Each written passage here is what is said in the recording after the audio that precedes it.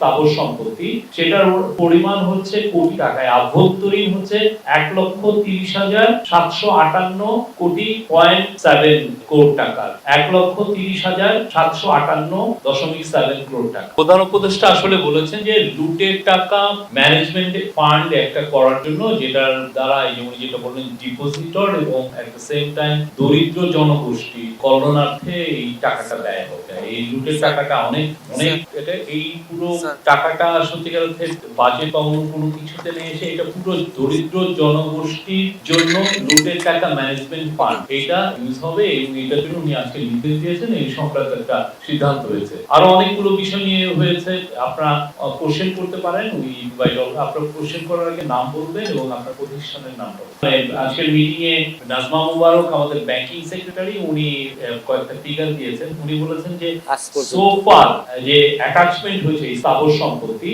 সেটার পরিমাণ হচ্ছে কোটি টাকায়, আভ্যন্তরীণ হচ্ছে 1,30,758.7 কোটি টাকা, 1,30,758.7 কোটি টাকা।